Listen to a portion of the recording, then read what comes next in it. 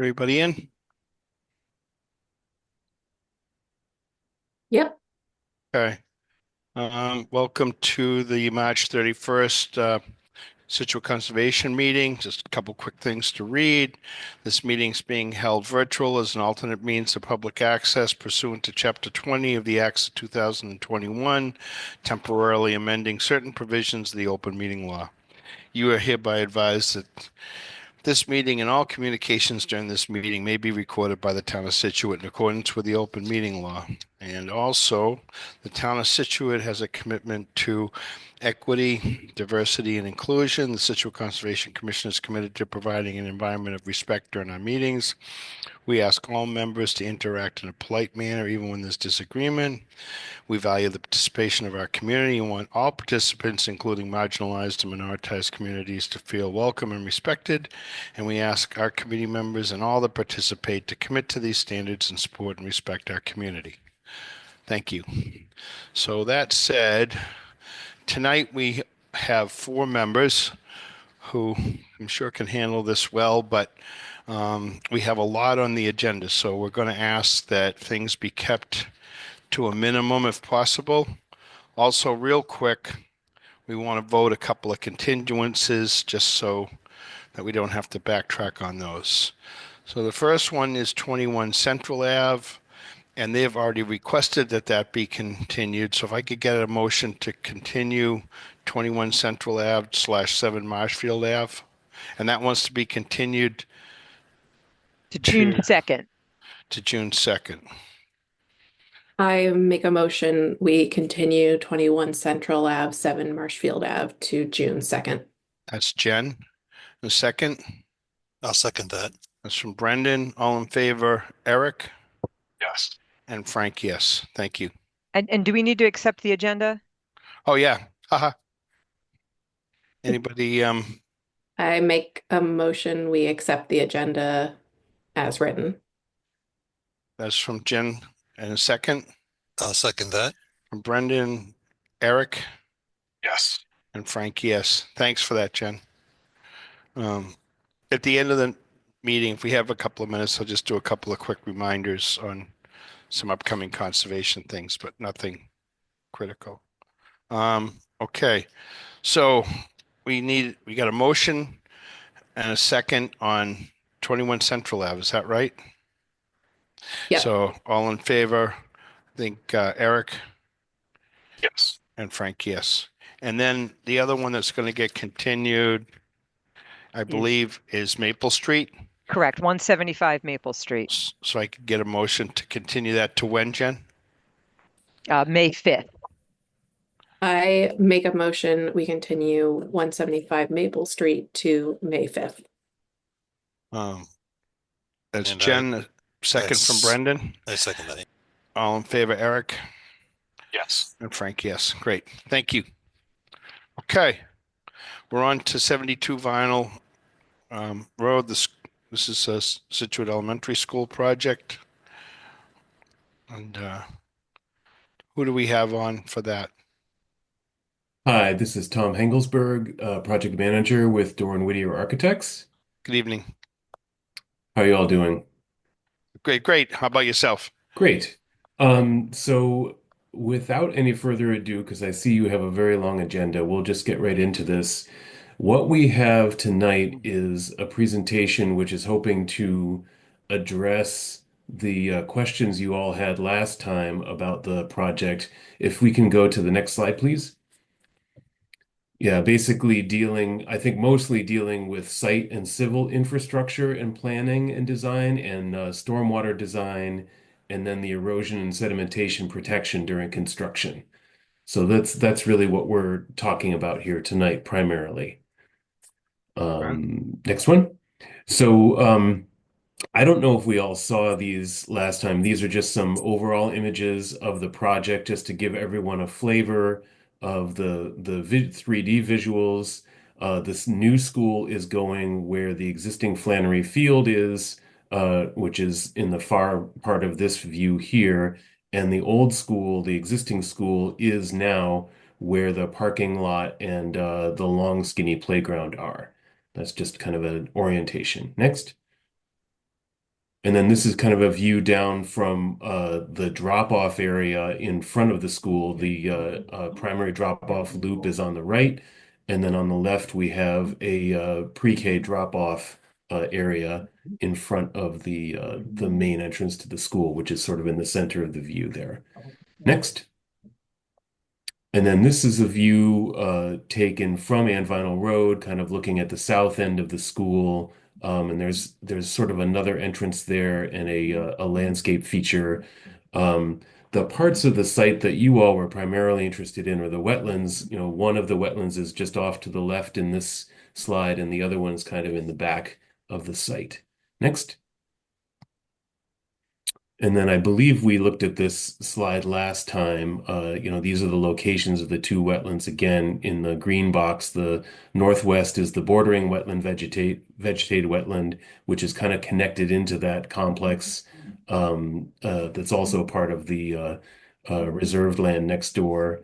And then the southwest corner of the site has an isolated vegetated wetland. There is also another bordering wetland across Ann Vinyl Road, which has setbacks that impinge on the front of our site or impact the front of our site. Next. So just getting into some updates since last time.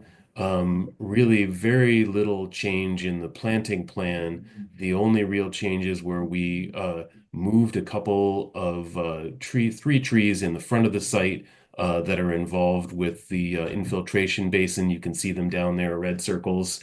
As a result of the comments that we had in our two planning board meetings, we changed slightly the configuration of the entry drive. That's got just a more gradual blend between the curve of the drive and the entryway, and then we also moved a crosswalk up deeper into the site there. And then as a result of the added impervious to those two moves, we actually took away a little bit of sidewalk. That's the clouded area kind of in the center right of the image.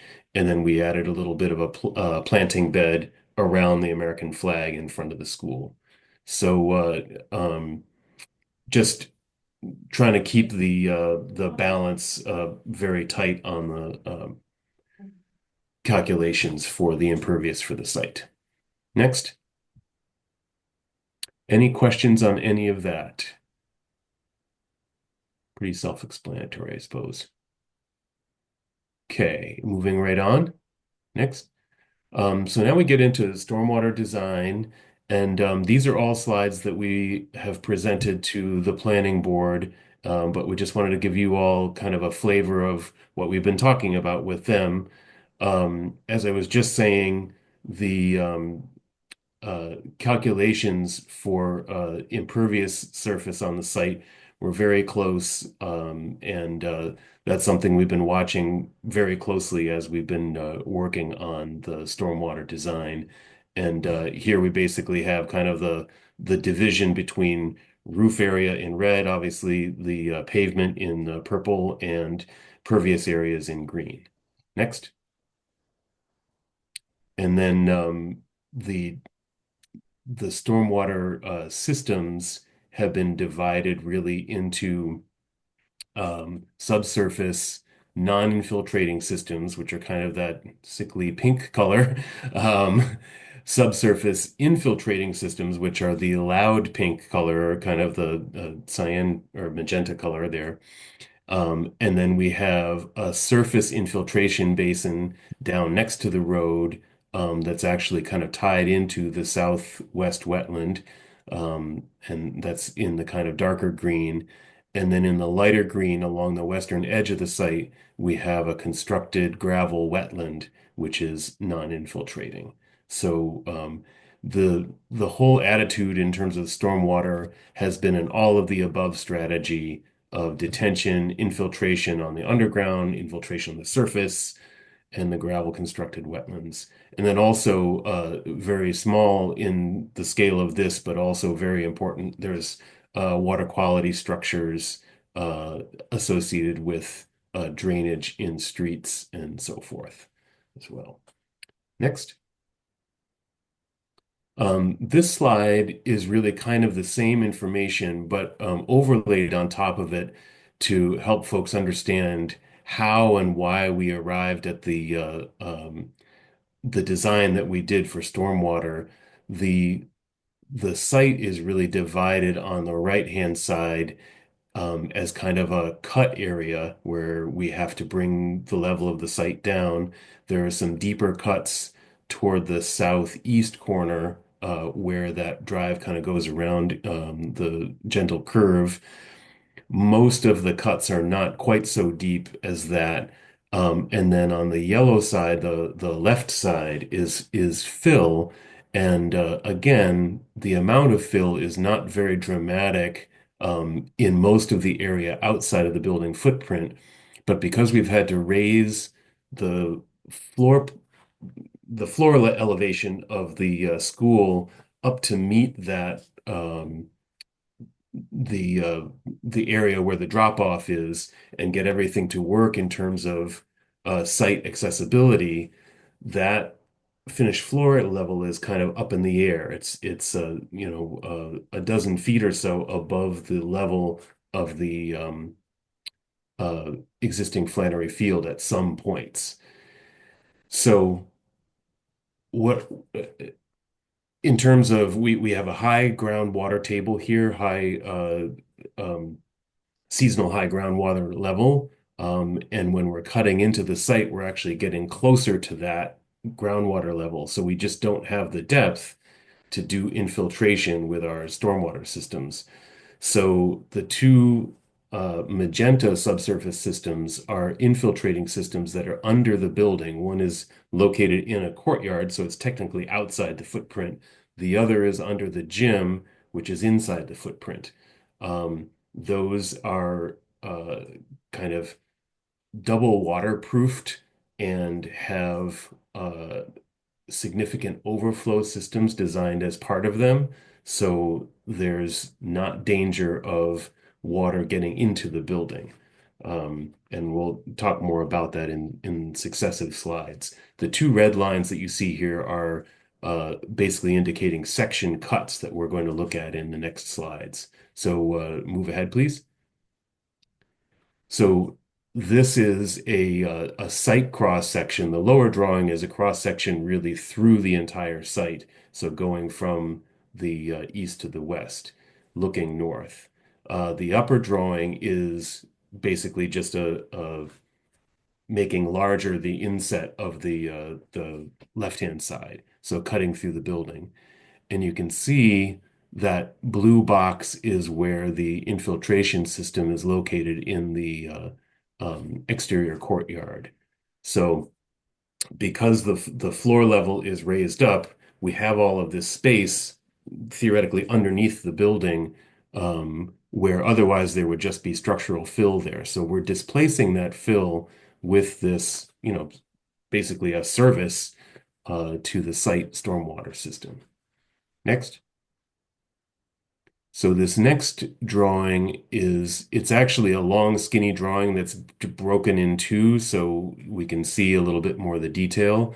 The upper part of the drawing is cut through the north courtyard, and what it's showing is the roof rainwater being gathered by rainwater leaders and going into a water quality structure. And that's the sort of first ability to maintain and clean this system that's under the building. The lower drawing shows a continuation of that upper drawing and the plumbing, if you will, or the piping going into the infiltration systems under the gym and then out in the courtyard. Again, as I said earlier, these systems are located roughly 2 feet or so above the estimated seasonal high groundwater level. so that there's plenty of room between the bottom of the system and the grade that they're sitting on to allow infiltration to happen to come down into the ground. And then there's a small concrete infiltration system outside of the school on the south end, which is that small box on the extreme right. So, next slide. This next slide shows this is actually a detail that's just been annotated of the stormwater galleys under the building or out in the courtyard. Um, and the point here is to show the kind of belt and suspenders systems that we have here to guard against any water coming into the building. If for some reason the galleys were not infiltrating and water was coming in at a very high rate, there's actually an emergency overflow, which you can see on the right-hand side here, indicated diagrammatically, which would allow water to siphon off into the landscape, and we'll look at how that works in a second. The other thing that we have here as a safeguard is a 40 mil liner that's going to be on the top and sides of these cells that are under the building to prevent water from going up, into the building as well. Can I just, I don't mean, I know you've got some things you want to cover, and Yeah, I'm sorry, I forgot your first name. Tom. Tom, I'm sorry, Tom. So, I, for the sake of moving things along this Mhm. evening, I mean, I think the commission obviously has concerns for the stormwater as the planning board does. I think what we were asking, and it's great to know some of this information. We can go back through it, but I think for me, at least the bigger concerns were managing this site. It's a tight site and protecting our concerns primarily are the wetlands Yeah. around the site. So Yep. trying to figure out how you intend to manage some of that and making sure that there's adequate um, protection for the wetlands in that area. That's the main goal of my thoughts, and happy to hear from obviously groundwater. The planning board's had a lot of questions, and it seems like you're addressing theirs. So I want to address the questions that the commission members had. And Jen, Absolutely. Jen, do I you do have remember anything in information. particular The that you? planning board was concerned about, Well, I mean, that we were concerned about. We yeah. were concerned about the during construction, protecting the while construction's going on. That was one of the pieces. And I think they have a sort of a sequence of events um, specifically for that side of the project. Yeah, so I And can I move right to apologize. that. I don't mean to make this too tight, but we could lose a member and then we'll be without a quorum. So, Yeah, no, I will move right along. So okay. let's go to the next slide. And this is just showing where those emergency overflows go to in the landscape. And the main point here is that they're not going to impact, the overflow is not going to impact neighbors. So next slide. And then this just shows successful systems like this that this engineer firm that we've been working with, Niche Engineering, has done. Next. Moving right along, next. Okay, so construction phasing plans. Again, there's a lot of information on these drawings. I'm just going to go through them very quickly, just to give you folks an overview. So the first phase is the mobilization and site clearing. And you'll basically notice that phase 1 and 2.1 to 2.3 or 2.4 all have the same basic boundary. And we've got some drawings later that will show how we're addressing the stormwater on the site during construction for those boundaries.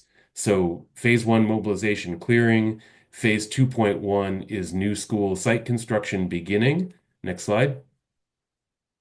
2.2 underground utilities start to happen. This is actually the first summer where we're going to put in some of the underground systems that we were just looking at there, taking advantage of that summer. 2.3 is building completion. coming up to March 2027. And then some site work that happens before the building gets turned over. 3.1 starts the first phase of abatement. So now the site has basically flipped, and we're looking at the construction perimeter around the right hand or eastern part of the site. And again, all of the erosion control protections will be in place there. Next. And then 3.2, 3.3, these are really kind of while the school is starting to be in operation, they're still doing the site work on the parking and the playgrounds and fields and so forth. Next. And then phase 4 is basically final completion, final planting, and closeout. So that's kind of a basic view. If we go to the next slide. So this is that first group of phases, phase 1 and 2.1 to 2.4. So the idea here is to protect the neighbors and to take care of stormwater that's on site using a series of gravel-lined swales, stilling basins, uh, sump basins, and or frac tanks. So we've got those elements in place along the western edge of the site, protecting the neighbors that way, and then along the south edge of the north pork chop of the site, if you will, or panhandle of the site to protect the school and so forth. And so those are kind of at the low points of those pieces of the site. Obviously, we will have a SWIP that's going to be aggressively enforced. Um, Anytime there are changes in this perimeter where the erosion control protections change, those obviously need to be very tightly reestablished to protect the wetlands and protect, the other pieces of the site that are not involved and protect the neighbors, of course. Next. And then this piece here, as I said before, is kind of the flip of the site once the new building is substantially complete. And we've got the temporary bus parking and so forth going while the old school is being taken down and that site work is being done. We'll using the same array of elements, swales, stilling basin, frac tanks, those sorts of things, pump chambers. We will handle the eastern part of the site where the parking and field site work is taking place. So that is the sum of what we've got. Again, I did go through that really quickly, but I will be glad to take any questions, flip back to any slides anyone wants to look at closer.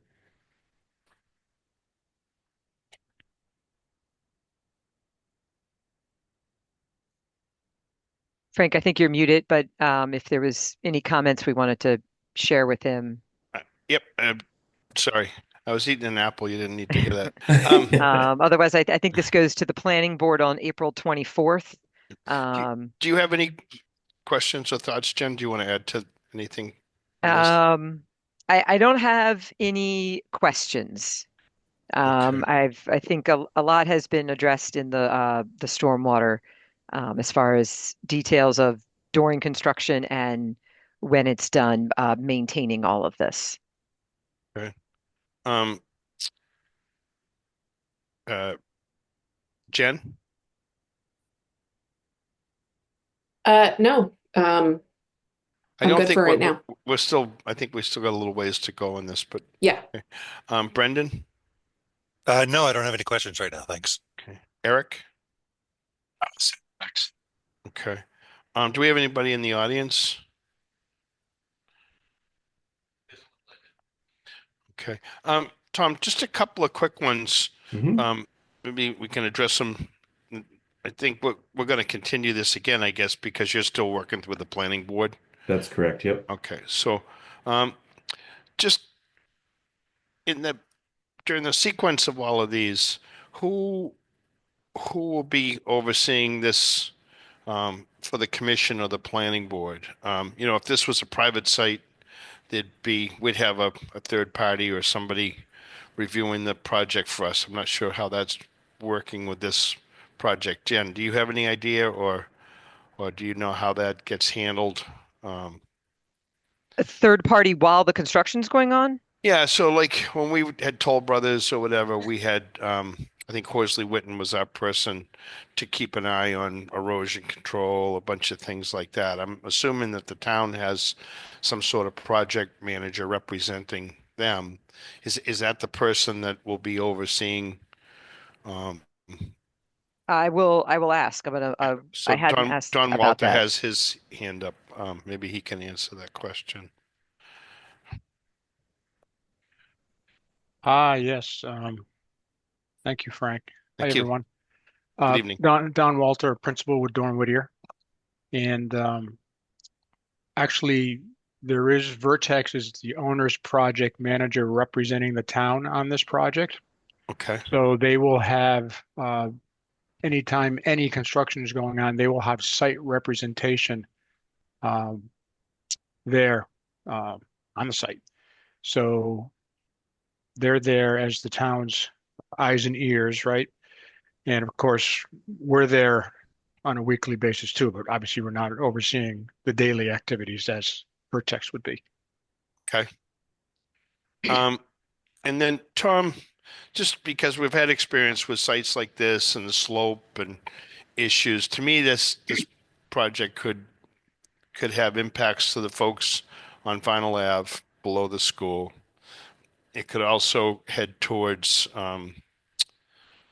Curtis Farms or the name eludes me, the small road behind them. And then kind of critical that and towards that wetland in that area. Um, and then sloping towards Vinyl Ave, there's a pretty big resource area across the street.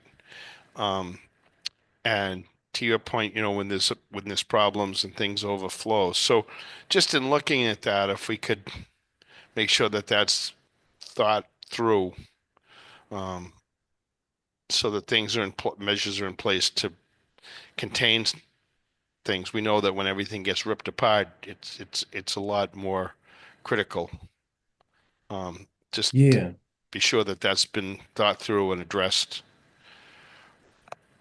Yeah, I mean those drawings, those last two drawings that we looked at are colorized versions of drawings that will be in the construction document set. So there will be an established scope of work in there um, for the contractor to follow. So you have the stormwater pollution protection plan, which is pretty specific. You have the documents and drawings and specifications that are very specific on what needs to happen. And then you're going to have daily on-site oversight of the general contractor watching over the site sub. You're going to have us watching over everybody. Again, as Don said, we're not there every day, but we're there, on a weekly basis, and we have weekly job meetings. We walk the site when we're there. We flag if there's a problem with, any of the stormwater or sedimentation, anti-sedimentation measures. We bring it up in the meeting. So there will be a lot of eyes on this. And I also got the sense um, that Karen in the planning department does site visits herself. I don't know how serious or often or technical they get, but she indicated, we were talking about a different project before ours came up, and I think it was actually the sewer project, Water the treatment. yeah, the new water Yep, treatment project. And she yep. said, yeah, they've been on site, they've done site visits there as well. So I think there's going to be a lot of eyes on this. Okay, sounds good to me. Can we give Tom any takeaways, anything that anybody particularly would like to see at the next meeting?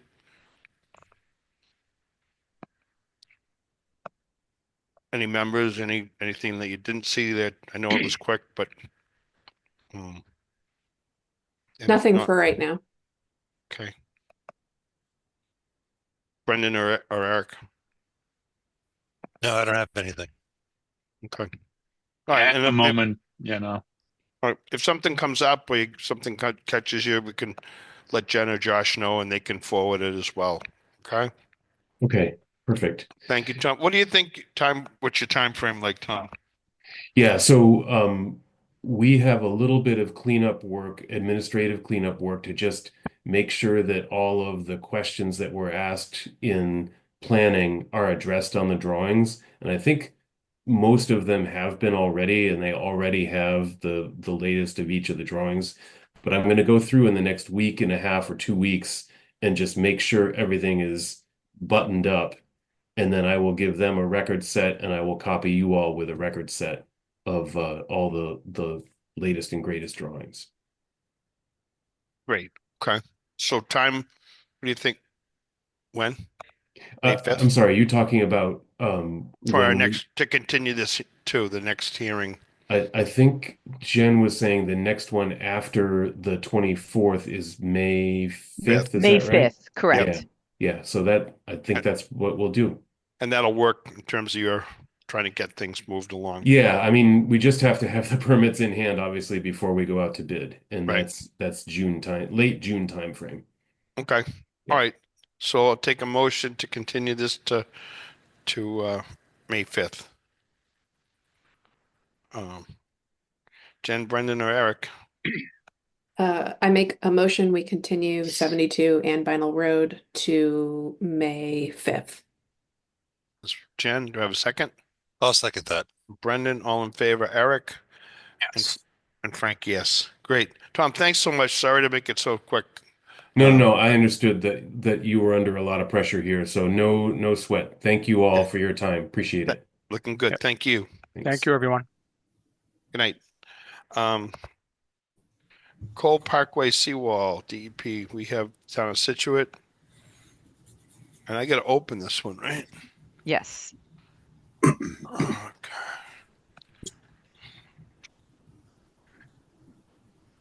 On March 31st, 2025 at 6 p.m., the Scituate Conservation Commission will hold a wetlands hearing under Chapter 131, Section 40 of the Mass General Laws and Section 30700 Town of Scituate Code of Bylaws for a notice of intent filed by the Town of Scituate for the repair of a seawall located at 81 Surfside Road, Scituate.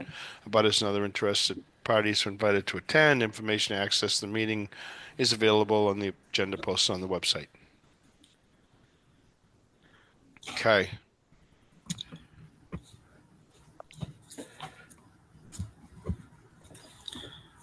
All right. We have, I don't know who else I should unmute, but a few folks should be unmuted for this. Hi, Sean and Alex Karp. Okay. Yep. Mr. Chairman, members of the commission, this is Sean McCarthy with the Scituate DPW. Good evening, Sean. Did you read off 81 Yeah, Surfside first? You know what? I did, but I Well, must Cole have grabbed Parkway's that. already been opened. Oh, okay. So I guess I I jumped the gun a little there, Sean. That's okay. But since I opened 81, can we do that and then flip back to Cole Parkway? Are you guys ready? Sure. Will that mess you up? Yep, no. Both of the projects are coastal damages that were identified during declared storm events.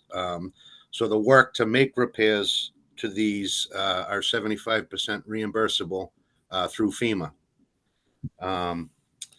81 Surfside, I will let Alex from GZA, our one of our design engineers on this, Alex Karp, describe some of the work proposed.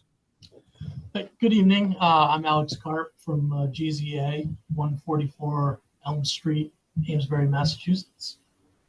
Engineering consultant for the town, and I'll walk you through the work we're planning for 81 Surfside. So this is a seawall repair project. There's an existing seawall fronted by armor stone revetment. The seawall is made out of concrete, and the project limits are just about from property line to property line of 81 Surfside. We also intend to repair one crack beyond that limit located off the corner of 79 Surfside Road. But the crack is in the seawall, of course. So the seawall which was damaged in 2018 during the named Storm Riley. Um, the seawall will receive concrete patch repairs and crack repairs, so it will be injecting epoxy or cementitious grout to stabilize those cracks in place without having to demolish the seawall. And then some superficial damage above the design height of the revetment will also be patched using standard cast in place concrete patch repairs. The seawall is the toe of the seawall is protected by existing flat web sheet piles, and these extend in either direction along the shoreline in front of the seawall.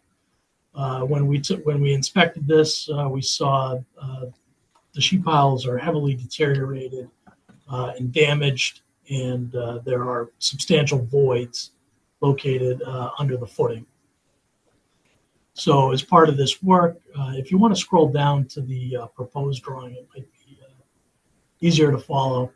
But if you see over to the right, that typical proposed section, we're planning to leave the existing sheet piles in place as much as we can, although they might be modified to allow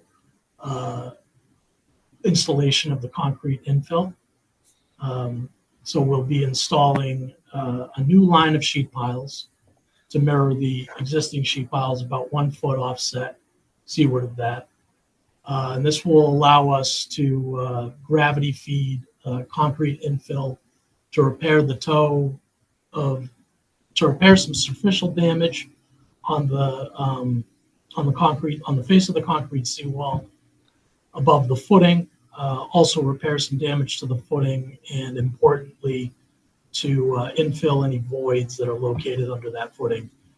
The new sheet pile will provide toe protection, so scour protection for the seawall, similar to the existing sheet piles that were part of the original design. Another aspect of this work is to reconstruct the existing armor stone revetment fronting the seawall. This is part of the original design for the shoreline protection. So they really work together. And the revetment protects the foundation, and it also reduces the wave energy impacting the wall. So there is some indications of beach lowering in general in front of this property. And to accommodate that, we're going to reconstruct the revetment within its existing plan area, so its existing footprint. And to accommodate that beach lowering, the slope, which was previously a compound slope of 2 different slopes, it may be steepened to a consistent 1.5 to 1 to 2 to 1 slope on the seaward side. So we're going to be accessing this site likely along the front of the seawall from the undeveloped lot on the cobble berm located just south of the residence at 91 Surfside Road. As previously requested in the permitting process with MEPA review and consultation with CZM, that we will perform a pre-construction and post-construction survey of the access area on the cobble berm. And all of that disturbance will be restored to match the pre-construction conditions. Why don't I stop there? That's the project in a nutshell. If there are any questions. Okay, Jen. We have received other comments, which all kind of lead into conditions for the project. Where are you with any other state permitting? State permitting. Do you need anything? Any other permitting? Yep, state permitting is ongoing.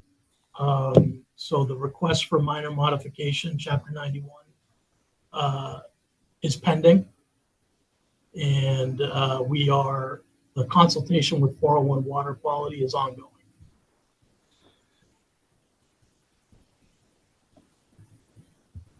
Okay.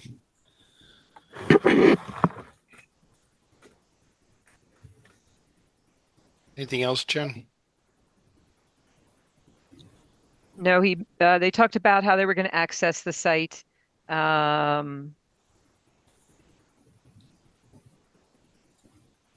Those are all my questions. Okay. Jen? Yeah, I think I'm all set on this. All right. Brendan? I'm all set, thanks. Eric?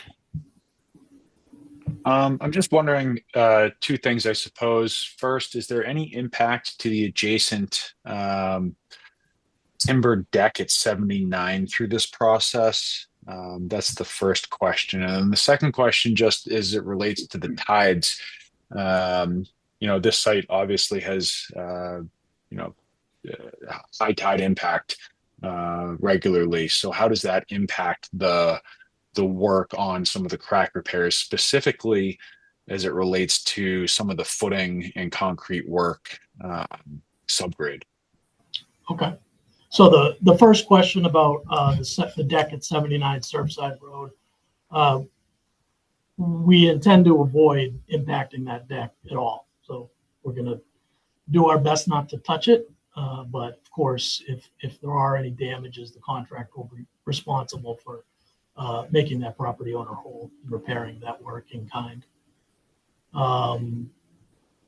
As far as the tidal influence at the site, you're correct. It's in the tidal zone. Most of the work is within the tidal zone. Certainly, the sheet pile installation, the concrete infill, and the revetment work. Some of the standalone crack repairs and concrete patching of the seawall are above the tide.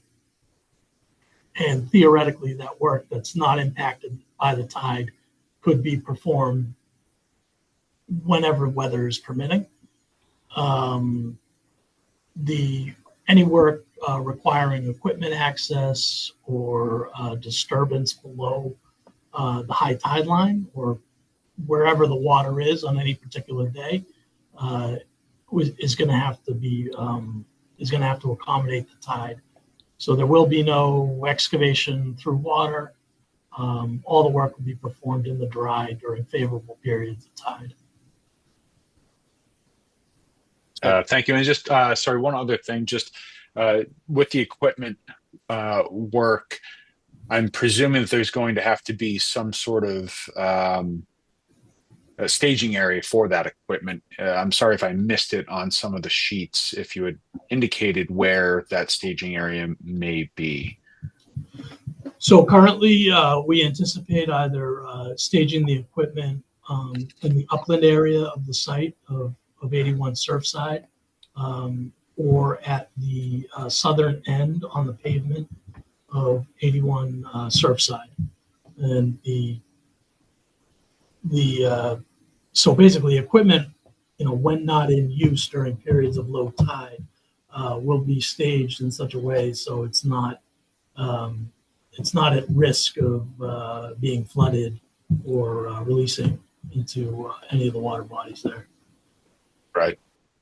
And sorry, Alex, one more that just came to mind. Were there any investigations looking at any marine life species disruptions in that area that is going to be worked on / the access path to get to the site? We have received some comments from Department of Marine Fisheries about I forget the specific species, but it might have been soft-shelled clam or similar, so benthic shellfish species, and these are opportunistic animals for the most part, and so the disturbance on the seaward side is is unavoidable, but we will minimize it by using tracked equipment. And it will be confined to a 20-foot wide swath approximately along the beach in front of the structure. In addition, any of the, you notice there's a line seaward of that gray box on the plan that you can see. That represents the visible limits of what appears to be revetment stone. You can see that it's raveled from its original design location. So where it makes sense, where it's practical to do that, economically feasible for the contractor, of course, anywhere within the footprint of the work and the access, will recover that stone, provided we don't need to excavate additional excavation to recover it. All right. Thanks, Alex. I appreciate it. Sure. Right. Do we have anybody in the audience for this one? I don't see any hands raised. I have had at least one abutter in the office, and they've been able to ask all their questions.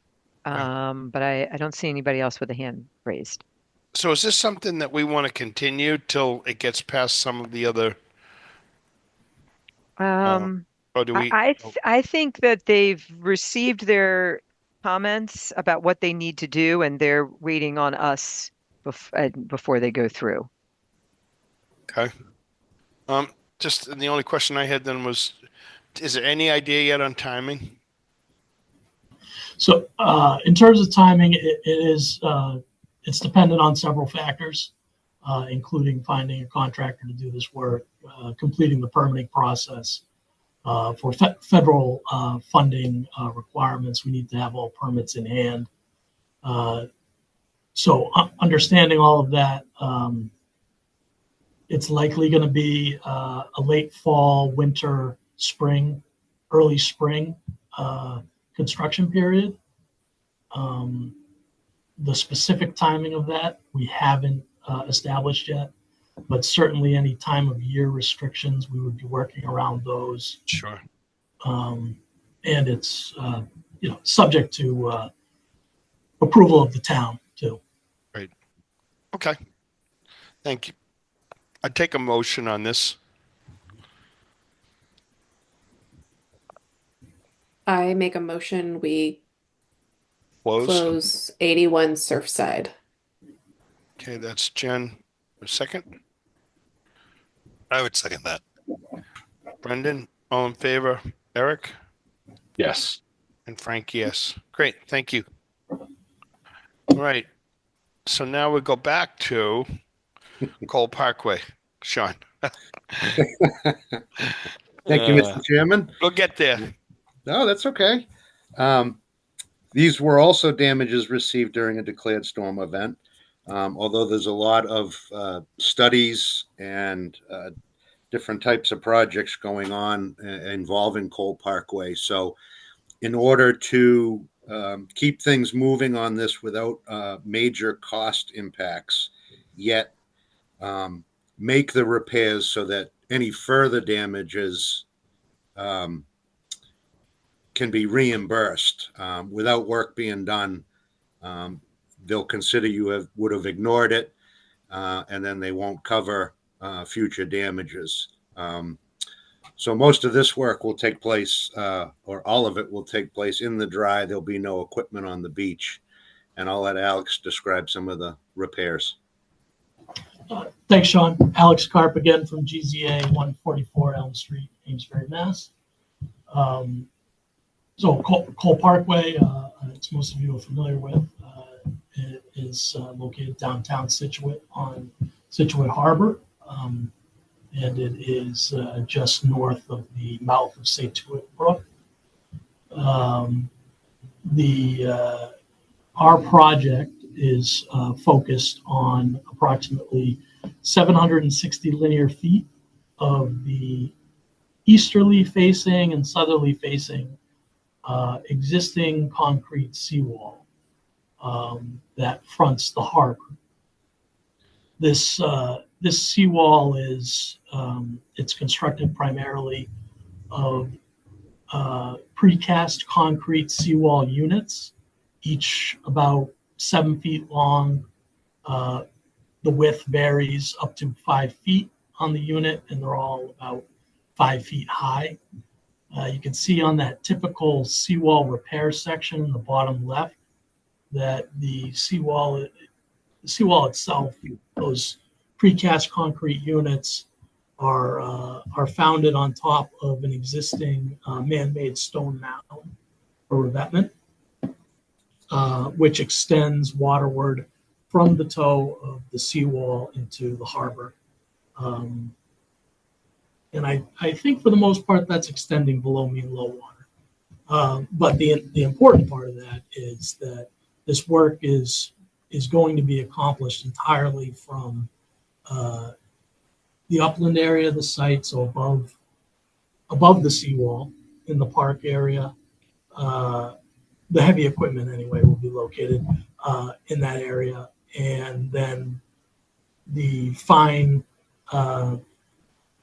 work of forming and installing those reinforced concrete patch repairs will primarily be performed manually, so by personnel on foot along the top of the revetment during periods of low tide, so at all times above the level of the water.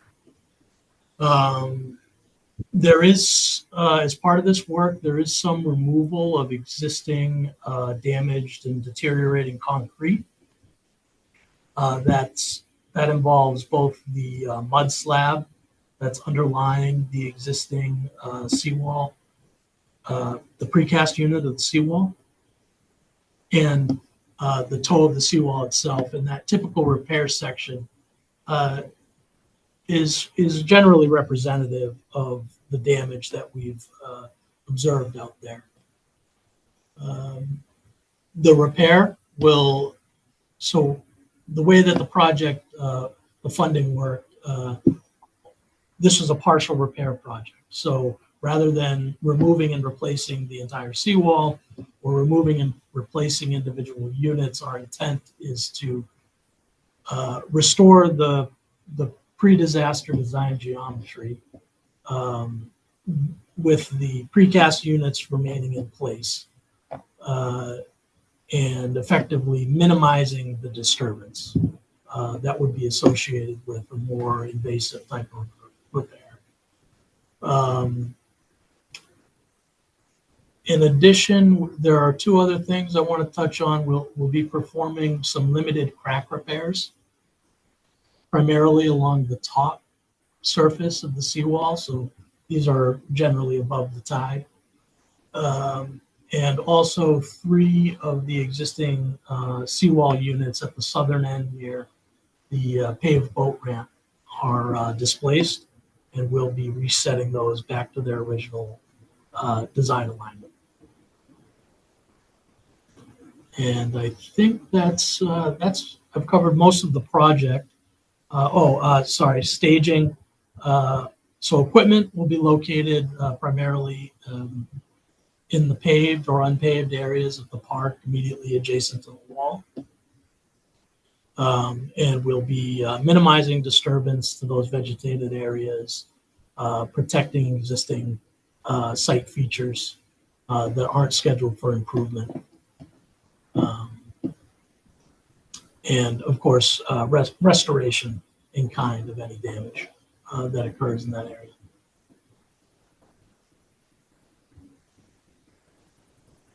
This work will be performed between October and the beginning of April. Is that right, Sean? Yeah, when the basically when the harbor is closed, there are no boats in it, so it'll be off season for the boaters. Okay. And I'm assuming you work with like the lobstermen and stuff in that area. Correct, and the harbor master. Yeah. Yeah. Okay. Jen? We don't have any DEP comments on this one. We have received some other comments from other um, organizations, so we have any of that info to include. On our end, paperwork wise, we are ready to close an issue if your concerns and comments are addressed.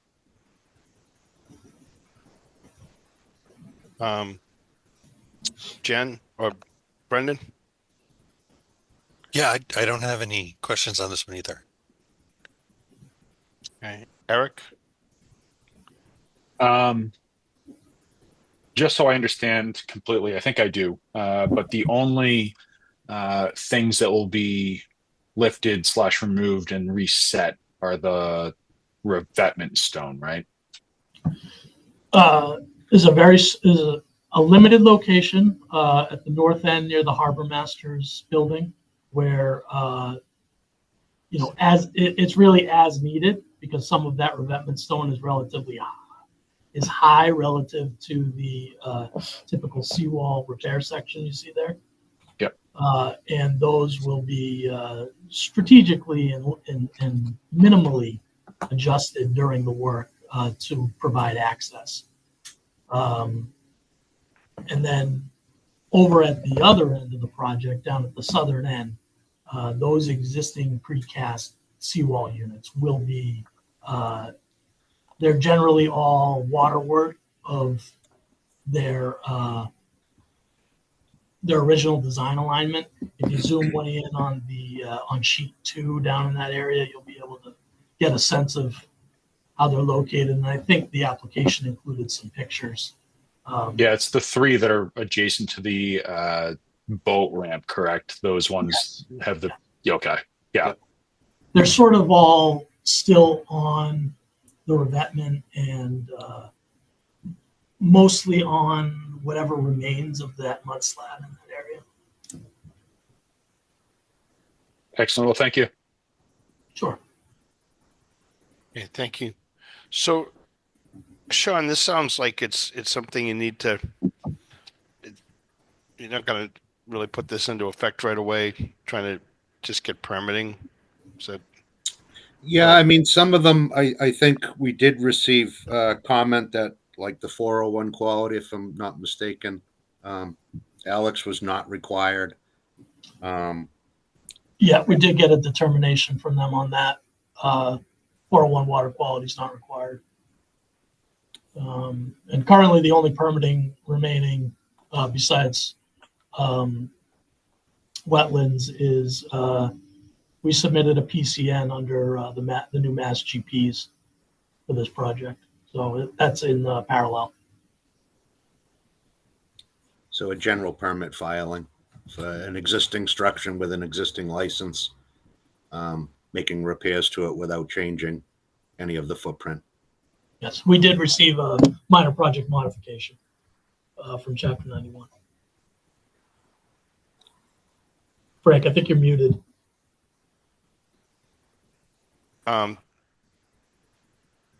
if we close this, does that create any? I don't see anything big changing here.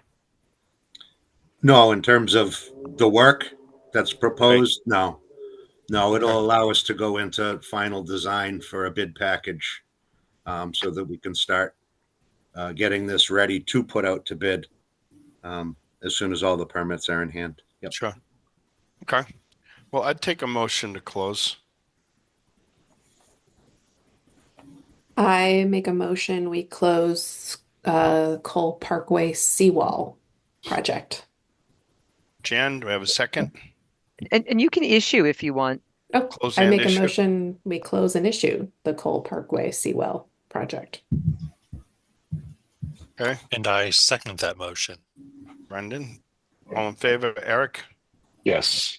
and Frank, yes. Great. Thank you. Thanks, Sean. Thank you very much. Yep. you. Thank you very much. Have a good Good luck evening. with those. Have a good night. 146 Chief Justice Cushing Highway. on March 31st, 2025, 6 p.m., Situate Conservation Commission will hold a wetlands hearing under Chapter 131, Section 40 of the Massachusetts General Laws and Section 30700, Town of Situate Code of Bylaws for notice of intent filed by Marsha Klein for septic repair located at 146 CJC Scituate. Abutters and other interested parties are invited to attend. Information to access the meeting is available on the agenda posted on the town website. And just for the record, I had worked on this property a long time ago. We elevated it at one point with a grant for that, but it's been many years, and I think I can look at this with help bias. So, all right. Greg or somebody from Morse. Great, thank you. This is Greg Morse, registered engineer, Morse Engineering, representing the applicant and property owner, Marcia Klein. This is a notice of intent for a septic system repair at the property 146 Chief Justice Cushing Highway. Looking at the plan here, you'll see at the top of the page, in blue, we had a salt marsh delineation done. Extending off of that salt marsh in red is the 50-foot buffer zone, and in green, the 100-foot buffer zone. This property is approximately 1 acre in size. It is entirely within a FEMA flood zone. It's an AE at elevation 16. The topography at the site at the high end, which is the bottom of the screen here, is approximately elevation 13, while down by the salt marsh, you're at approximately elevation 7. There's an existing 4-bedroom home at the site. The proposal is to put in a new Title V compliant 4-bedroom septic system. The plumbing exits the back of the house, so out back we're proposing a new septic tank and a new pump chamber. Those are at a minimum distance of 58.6 feet from the salt marsh to the closest tank. The leaching field is outside of the 100-foot buffer zone, down at the bottom of the page there. DEP had no comments on this. This is land subject to coastal storm flowage technically. While the septic system, the soil absorption system is mounted, we're not offsetting any stormwater or floodwater onto abutting properties. I'm going to turn it over to you for questions or comments. Thank you. Jen? Agreed, no, there was no comments from DEP. Board of Health is good with this. They're just waiting on us. I would just add that the wetland line was not reviewed, so maybe a comment about any further project it would need review. But otherwise, I didn't have any questions. Okay. Eric? Glad to see an improvement in the septic system. Seems like the work that needs to be done within the buffer zone is, and that the leaching field's out of the buffer zone. So I think that's pretty good. Yeah, I think that's all I have at the moment. Thank you. Brendan? Yeah, so I see that there's I mean it all looks pretty good, but I was just curious, did you mention there's existing trees that are removed? Are we putting any trees back? So we weren't proposing to replicate any of the trees. They're outside of the 100-foot buffer zone. They're identified in red, the trees that are coming down in the area of the leaching field. Okay, thank you. Jen? Similar comment to Brendan, but so I mean, since there is work within the 100, if we could maybe get 1 or 2 trees back. There's some, even though it's out of the 100, the trees coming out in the 100, there's still some work being done. But that's it for me. Jen Smith, did I ask you? Yes. We're good. Do we have Yes. anybody in the audience for this one? I do not see any hands raised. Okay. I mean, I understand the requests for trees. We hate to see things taken down and whatnot. On the other hand, they're taking a leaching field that's in the between the BVW and the 50 is being removed. I'm familiar with the site, so you're taking all that leaching that's pretty close to the marsh, and you're getting it placed about as far as you can away from everything. At probably a considerable cost to the owner. So, um, and I know that it's kind of pretty heavily vegetated in the back and along that side. I'm sure they don't want a lot of extra exposure there because that puts them right up against Herringbrook Meadow. So, I'm sure they're not anxious to see any more. It's not a hill I'm going to die on, Frank. Okay, all right. No, I just see the other Yeah, costs for the owner and the fact that they're going to get this away from the marsh. I think Greg's done a yeah, good job. no, it's a great rationale. Don't worry, there's other hills that I'll die on tonight. All right. Okay. Um, have anybody from the audience on that one? Okay. Um, you want to issue this close and issue, Jen, or close, or what's your? Close and issue this one. Okay, I'll take a motion. I make a motion, we close an issue 146, Chief Justice Cushing Highway. It's from Jen, second. I'll second that. Brendan, all in favor. Eric Yes. and Frank, yes. Great. Thank you. 161 Woodland. Where are we with that one? Sure. Again, We have for the Frank record, and we have Gregory. Deb also here. Okay. Ivis is not able to join. Okay. Greg? Yep. Again, for the record, Gregory Morse representing the property owner Lauren Tucker and Jeremy Bamsch.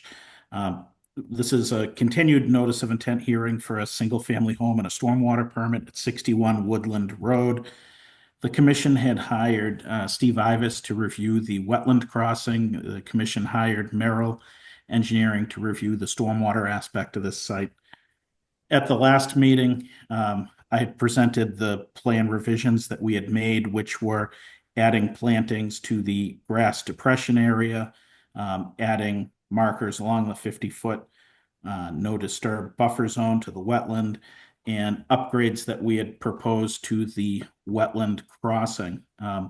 This was permitted, or is being permitted as a limited access project. There's no upland access to this site. As such, it proposes 1,089 square feet of BVW alteration, which would be replicated at a 2-to-1 ratio, with 2,178 square feet being proposed as that replication area. Deb Keller had made comments previously. I think we've addressed all of Deb's comments. We had added an extension to the crushed stone trench along the side of the driveway. We had added a construction sequence to the plans. And Deb's final comment, which came in on Friday, was that if we could increase the size of the culvert under the driveway, I believe that she would be satisfied. We would be fine accepting that as a condition. We had it specified as a 6-foot wide culvert. I think the request was that it be made to a 10-foot wide culvert. That would be perfectly acceptable to us. Mr. Ivis did perform a review out there. Mr. Ivis made some recommendations to be included in an order of conditions. If the commission goes that way, we would be fine with all of the comments that Steve Ivis had. We're providing the replication at the 2-to-1 ratio, which is required. We passed the 100-year storm event under the culvert for the driveway. All of the wetland flags out at the site are in place. I'm going to turn it over to you. I believe we've taken care of everything outstanding at this point. Thank you. Jen? Yes, there was a change to make the culvert a 10-foot, concerns with any kind of flooding in the road. And I've had some comments, about an opportunity to have some other kinds of plantings in the area. Do we want to hear from Deb before we Sure. Or say more. Okay, Deb, you're unmuted if you wanted to comment also. Deb Keller with Merrill. I think Greg, uh, great.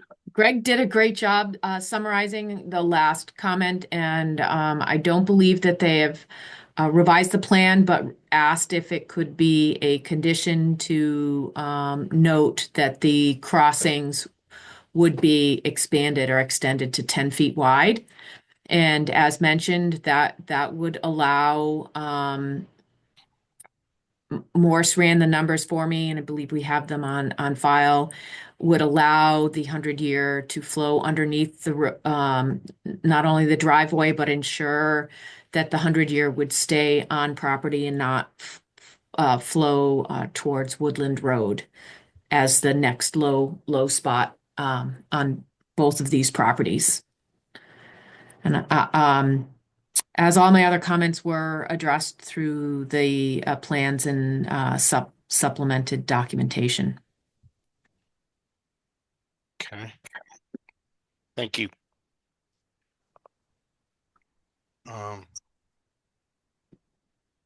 So back to you, Jen.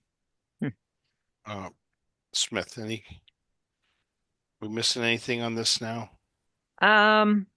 Well, the just general concern for a wetland crossing and, life going forward once somebody's there.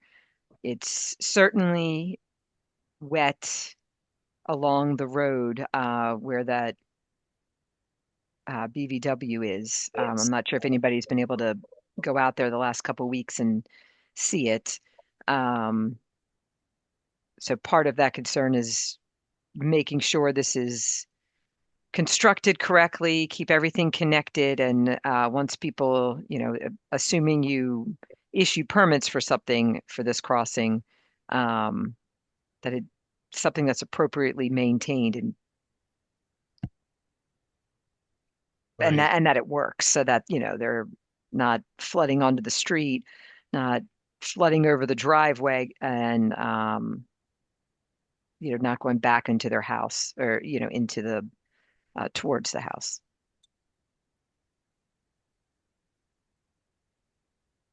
Greg, do you want to? Sure. We had included an O&M plan for construction phase as well as post-construction phase. I imagine that will be incorporated into the stormwater permit and the order of conditions, so that will be on record for any property owners that take ownership of this. The land out back where the house is proposed is high and dry. I don't know if anyone has visited the site, but yes, while there is a bordering vegetated wetland along the street, out back is nice upland area. That's where the majority of the work here is proposed. This is the only access that's available to this site. It will be maintained. It'll be a homeowner that has it. There's signage proposed along the 50-foot buffer along the limit of clearing. So they'll be well aware of the conservation areas around the site. Okay. All right. And do we have anybody in the audience on this one? I Okay. don't see any hands raised. Have I gotten to members yet? I'm lost. I'm gonna get lost on this one. Not yet. All right. So Eric, unfortunately, we don't have Steve Ivis on, but it sounds like, I don't know, maybe go ahead, Eric. Yeah, I think that Steve's write-up was solid. He, had some points in there that I think addressed some of the concerns that we had last meeting, especially as it pertained to flagging and marking the site ahead of time during pre-construction. I think we were talking about potentially 2 pre-construction meetings just to be able to get that wetland crossing, done the way that it needs to, and areas cleared that need to be cleared, and having that wetland scientist on site to supervise the crossing in replication areas. So I thought that was good. I was out there earlier today. It is still pretty wet along the street. It is, densely vegetated area, but it does appear, as Greg mentioned, things do sort of dry out the deeper you get.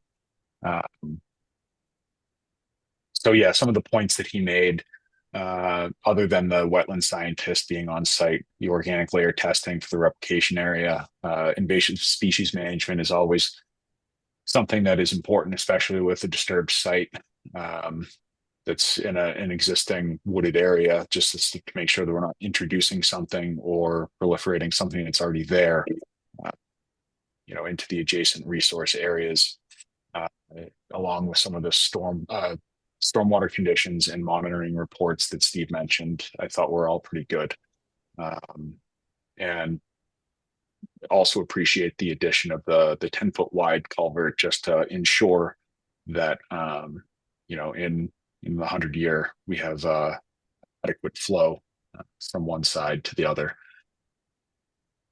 Okay. But I think that's all I have. Okay, thank you. Brendan? Yeah, I don't really have anything additional to add to that. So, I think Eric kind of took it all. All right. Jen? Yeah, I think I'm okay. Have anybody in the audience on this one?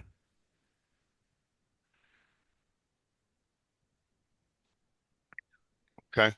So you think can make a motion to close 61? I make a motion, we close 61 Woodland. That's Jen. A second. I'll second that. It's Brendan. All in favor, Eric Yes. and Frank, yes. Great. Thank you. 54 Woodland. Again, for the record, Greg Morse, registered engineer, Morse Engineering, representing the property owner and applicant Lennox Realty Trust. This is a continued notice of intent and stormwater hearing for a proposed single-family home. Again, proposed as a limited access project as there's no upland access to the buildable portion of this site. The wetlands were previously reviewed by Art Allen by the commission. The commission had hired Steve Ivis to assist with the review of the wetland crossing and Merrill to review the stormwater aspect of the site.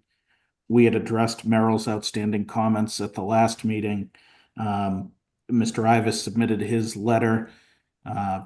Again, we would welcome the commission to incorporate all of his comments with respect to the wetland replication area and the alteration. This one here is a slightly smaller alteration area. It's 626 square feet.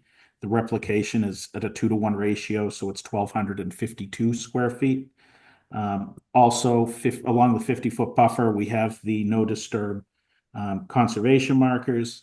And again, the culvert with the driveway could be conditioned to be brought to a width of 10 feet wide. It was specified as 6 feet, but I think Merrill is in agreement that if we bring it to 10 feet wide, that would satisfy their final remaining comment. I'm going to turn it over to you.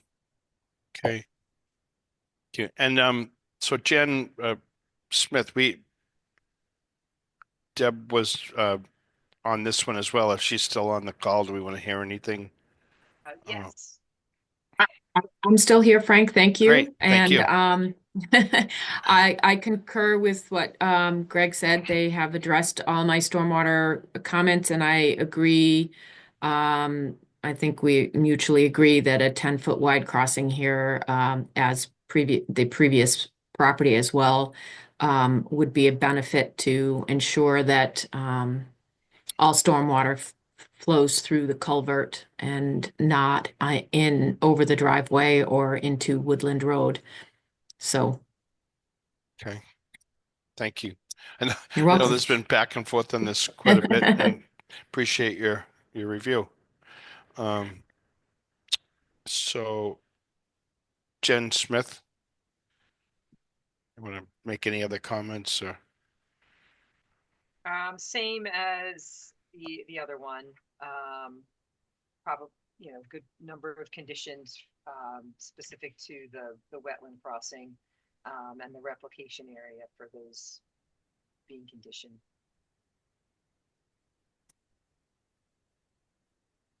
Okay. Eric, you were out there. You want to jump in? Yeah, I think my comments are similar to the previous site, um, and as it relates to Steve's comments as well. Um, so I think that's where I land. Okay. Um, Jen Foley. Um, yeah, I think I'm good. Same as the other one. Okay. Um, Brendan. Yeah, I'm good. Okay. Thanks. Do we have anybody in the audience?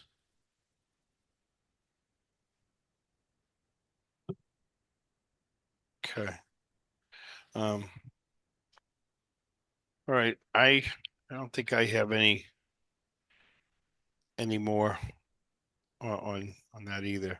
I know these aren't things that we really like, but at the same time, they've addressed all those issues as best as we could get them to do. So I think we just move along. Take a motion. I make a motion that we close 50, what? Yeah, I don't think Jen wanted to issue because I think the orders were going to be a little lengthy. So she was, I think, hoping to just close this Yep. one just like the other one. That we close 54 Woodland. Yeah. That's a motion from Jen, a second I'll second that. from Brendan. All in favor, Eric Yes. and Frank. Yes, great. Thank you. Thanks, Greg. Thank you, Deb and Thank you. Steve. This evening. Good evening. 93 Elm Street. This is an amendment. Um, on March 31st, 6 p.m., the Scituate Conservation Commission will hold a wetlands hearing under Chapter 131, Section 4 of the Massachusetts General Laws and Section 30700, Town of Scituate Code of Bylaws to amend the order of conditions issued under file DEP 682997 as requested by Caitlin and Patrick Sullivan to replace a proposed pool and patio with a newly proposed raised deck located at 93 Elm Street, Scituate. Abutters and other interested parties are invited to attend. Information to access the meetings available on the website.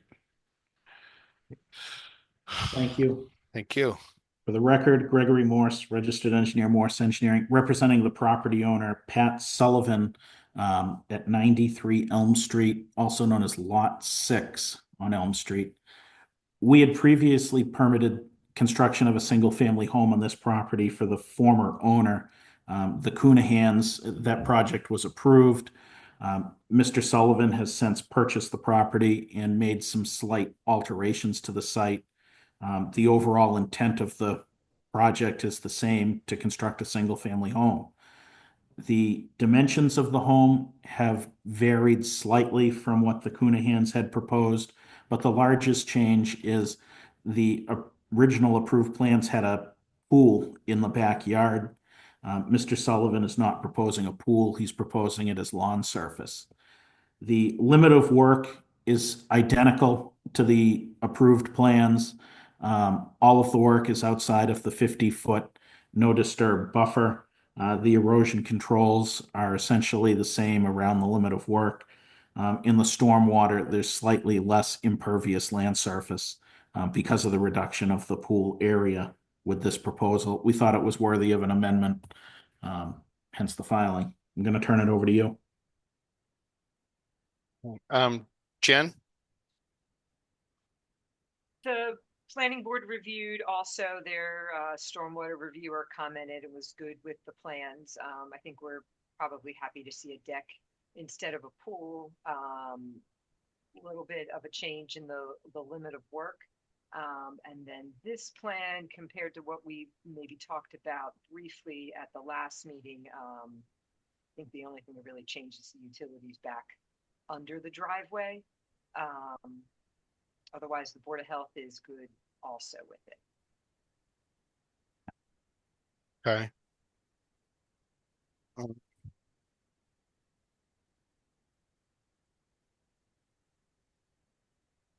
Uh, just looking at this plan. Is it the front house or the back? What, The back, the one on the the rear? left, the back one, yeah. Okay.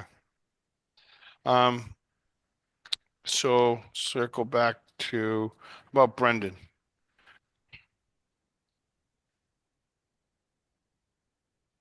I don't think I have any questions again. Okay. Jen, Yeah, I think I'm okay. Eric, Um, just wondering, because I wasn't involved at the first round when the initial project was presented. Um, in the rear of the house, we go from elevation 76 to 70, uh, heading down towards the 50-foot buffer zone line. I'm just wondering, is that all also proposed lawn, and is that what is stabilizing that like 25%-ish grade? So that is proposed as grass. It's a 4-to-1 slope Oh, on that okay. grade. Thanks. Yeah, I think I'm all um, set. Jen Smith, did you have anything? No, I'm good. Add to that? Um,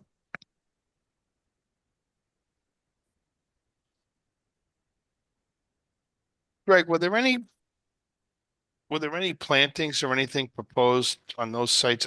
It's been a while. I just don't Yeah. remember. The plantings are within the rain garden for the stormwater system. Okay, So there are plantings there. gotcha. Okay. Um, Anybody in the audience?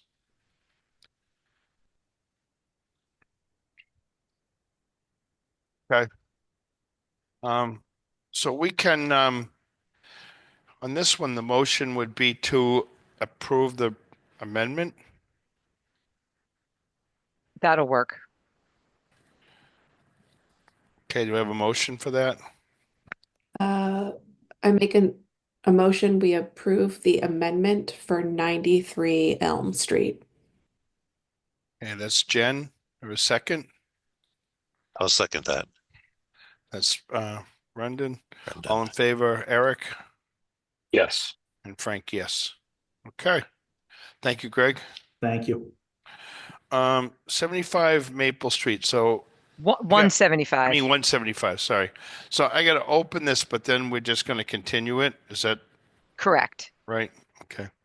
On March 31st, 2025 at 6 p.m., the Scituate Conservation Commission will hold a wetlands hearing under Chapter 131, Section 40 of the Massachusetts General Laws and Section 30700 Town of Scituate Code of Bylaws for a notice of intent and stormwater permit filed by Wildemere Charles for Wilder, Wildemere Charles for construction of a new single-family residence at 175 Maple Street, Scituate. Abutters and other interested parties are invited to attend. Information to access the meetings available on the agenda posted on the website. And so I'm assuming we don't have anybody here for this tonight. And they requested that this be continued to, Well, the next available meeting is May 5th. and we're okay with that?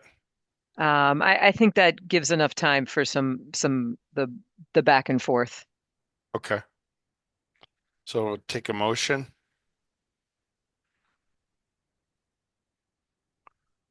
What's the address for this one? 175 Maple. Oh, sorry, I always just look at the the top. I make a motion, we continue 175 Maple to, did you say May 5th? Yes. Yeah. To May 5th. Okay, that's a motion from Jen. Do we have a second? I second that, From Brendan. Brendan. All in favor, Eric Yes. and Frank, yes. Okay.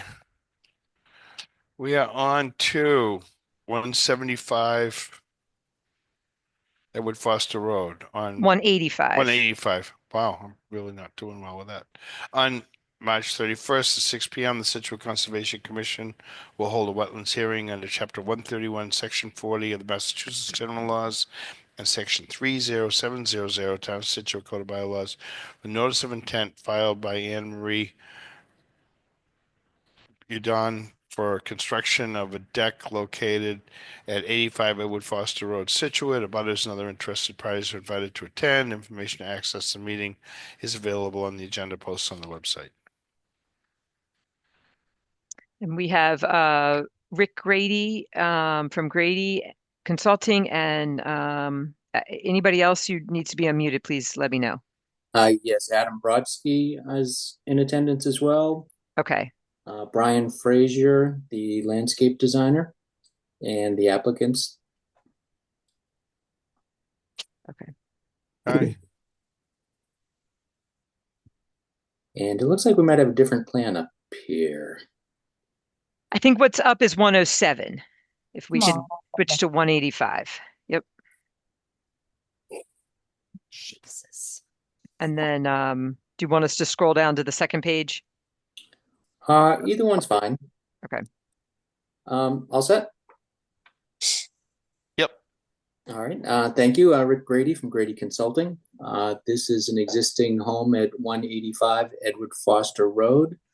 The applicants would like to construct an expanded deck area, a small addition to the home, as well as making some landscape improvements. They have a grass area on the downhill side of this as you get closer to the coastal dune. The coastal dune was delineated by John Zimmer and is marked by the flags CD 1 through 9 roughly there. It's also in a coastal flood zone. The FEMA AE 15 flood line runs roughly through the middle of the house. As we get further down into the property, we've also denoted the 100-foot buffer zone to the flagged coastal dune. And then we also have a transition to land subject to coastal storm flowage as we get further down towards the dune area as well. As well as the construction of the patio and decks for the house, they would like to make some landscape improvements. This is an area where this grass area was subject to some inundation of stormwater flowage, partially from uphill sites, partially from Edward Foster Road. That condition was very similar to what the commission had before them for the Whites at 181 Edward Foster Road last year. Since that time, improvements have been made to the drainage system in Edward Foster Road. Part of that included the DPW cleaning out the stormwater outfall. There was 40 or 50 feet of sediment blocking that fall pipe, which was increasing the flooding frequency here on these properties.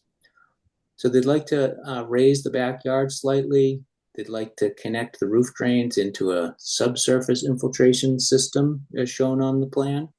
And basically they want to bring that grade up about a foot or so. Jen had expressed some concern with the proposed granite block border that we had proposed. Our thought on that, just to share it with you, was that we felt the majority of the stormwater flowage was coming from the east or from the ocean here, crossing the jetty and flowing across basically from right to left on the page. So we didn't feel that it was really going to cause an adverse condition for the abutting properties. However, we do understand her concerns with that, and we're glad to work with her to change that to a planted slope instead of the vertical walls. We have proposed a rain garden overflow from that infiltration system, also trying to concentrate storm runoff in the wetter times of year to that area. And then we would be revegetating the backyard upon completion of that grading. With that, I'm glad to answer any questions the commission may have.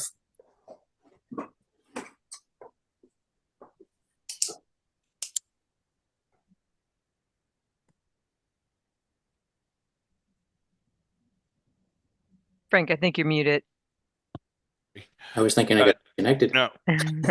Jen Smith, thank you, Rick, is what I said. I do have concerns about the granite wall, mostly partly related because of it being so close to a dune. Um, and I do think there is a landscape plan with a considerable amount of plantings on it. I think maybe somehow that should be on the site plan also, even if it's just showing this is an area where there will be plantings going in.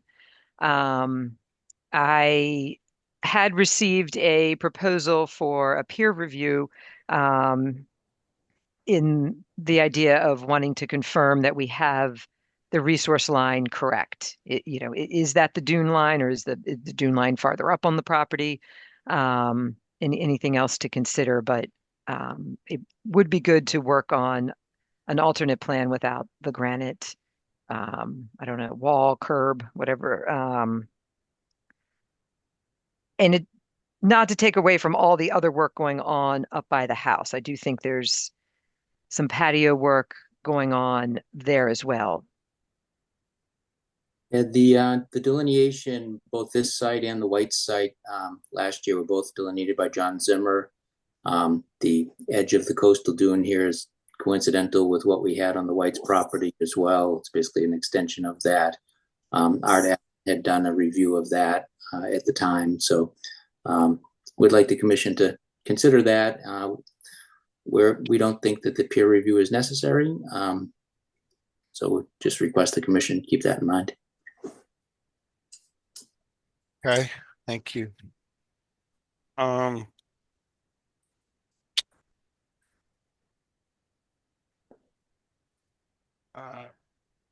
Eric? So I'm sorry, so we're not, there won't be, or there, right now, there has not been a peer review or a review of any of these lines. Is that right? That's Right. Chair Snow, this is Adam Brodsky. I had reached out to Ms. Smith to suggest that a peer review may be excessive in this situation. I believe she received a proposal from Horsley Wayland for $4,500. This is a fairly straightforward coastal resource area that's been delineated by John Zimmer.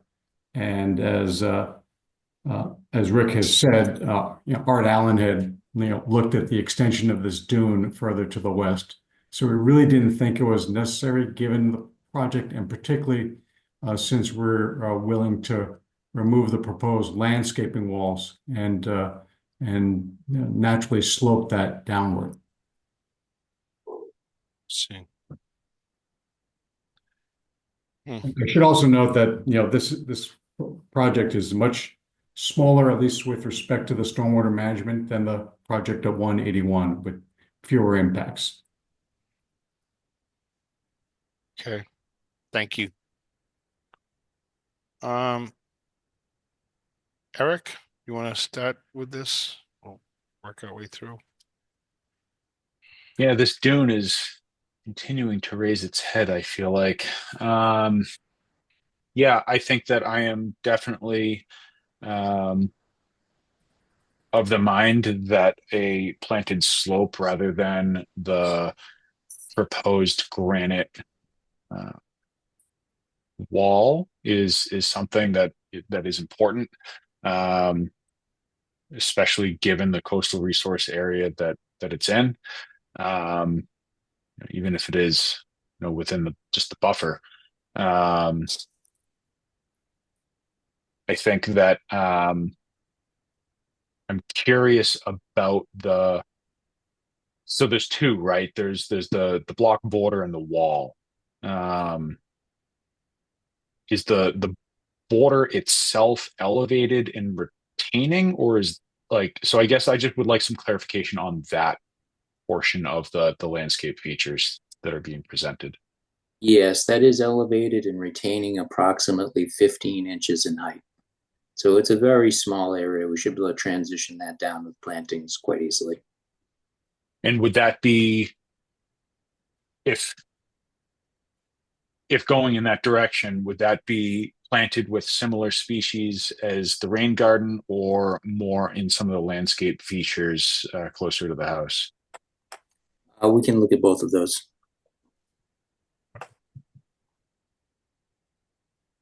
Um, in terms of the construction of the patio, would you be able to speak to a little bit more detail on that process, excavation, staging of materials, et cetera, on that? A lot of that's already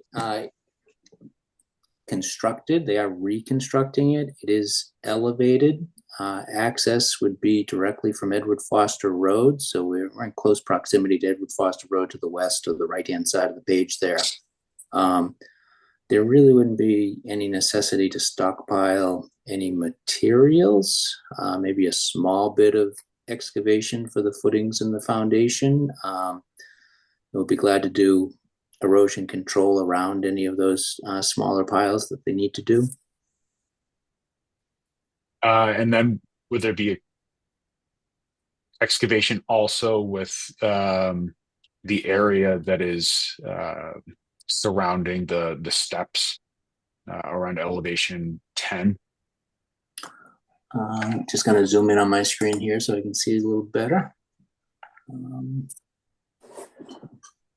Primarily fill. We're raising it about a foot at the base of what's currently shown as a wall, and raising it approximately 2.5 feet on what's currently shown as the top of that wall. So it's primarily a fill situation. Understood. Thank you. For the moment, I think I'm all set. Okay. Jen Foley.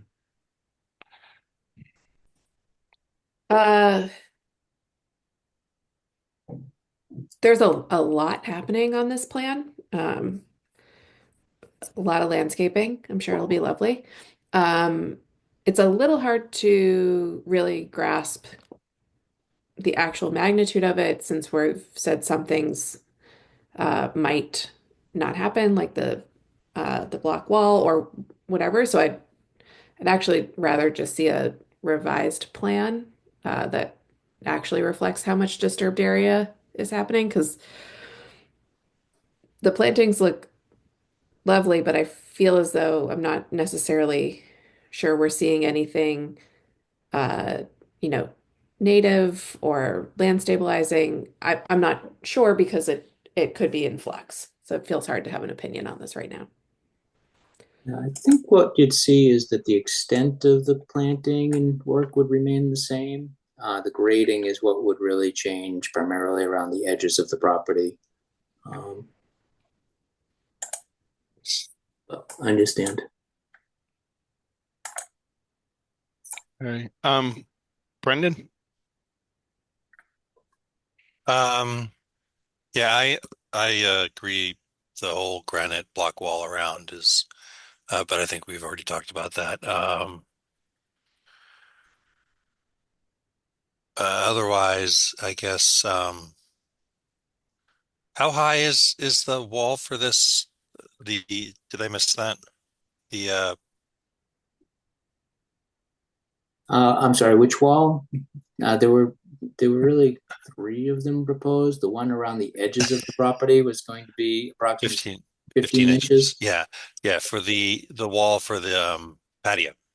The wall for the patio, there was a wall shown close to the house with 3 steps there that was going to be about 2 feet tall. Okay.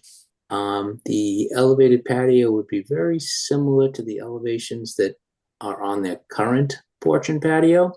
That area there is elevated, roughly 6 or 7 feet.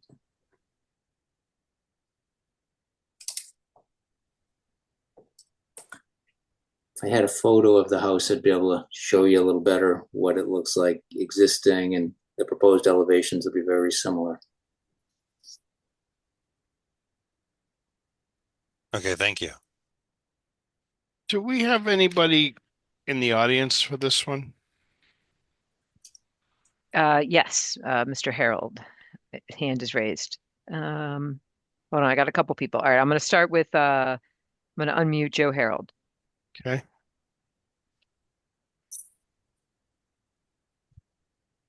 Thank you, Jen. Good evening, everybody. Good evening. Katie and Joe Harold, we live across the street at 184 Edward Foster Road. And we are in complete support of this project for Anne Marie and Peter. They have kept us in tune with updates every step of the way with their decision making, with their intentions, with their plans. They've been very transparent, and we support the project in every shape and manner. Thank you. Thank you. All right. Do And we I have have any? yep, Go ahead. I got one more. Timothy, I'm going to unmute Timothy R.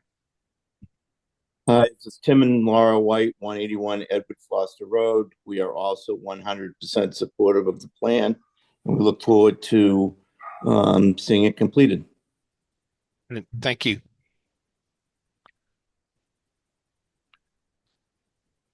Anybody else?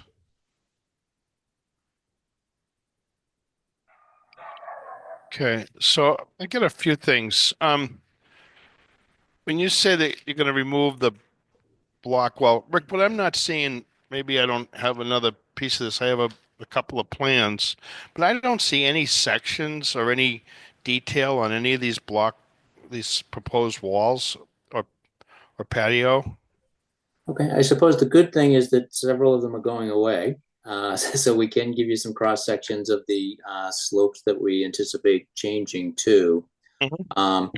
Closer to the house, we can ask the architect for some additional detail if that's what you're looking for there. I'd like to see, so I'm just looking at a plan. I see a few elevations. I guess I'm just not seeing enough information, I think, for something this close. And I'm just also questioning. So there's a wall or block of granite that was proposed that's almost right up to the wetlands line, and you're removing that, but you're working in that area now to regrade that. Correct, and it's about a 15-inch transition of grade. So even at a 2-to-1 or 3-to-1 slope, that's only going to be about 4 feet horizontally. So it's not going to look terribly different. The way that we depicted a lot of the grades around the perimeter of this was with top of wall, bottom of wall elevations with leaders basically at any changes in the wall. Those changes in elevation will remain the same. We'll just do it with grading and planting rather than vertical wall. But I guess I definitely would want to see more detail on what's being removed. And I'm assuming that the removal of that goes all the way up the property line to the wall of at the house. There's like a transition. I'm not sure how much of that wall you were proposing to remove or to change. So I guess a different plan or revised plan would be pretty beneficial. I am concerned, honestly, about not having someone review this. You've got work that's proposed right up to the wetlands line. And though, we could say that the John's line is similar to the Whites, there's a significant amount of work there, and I don't know that. I mean, the precedent we've set in all these areas is that we've had someone review that.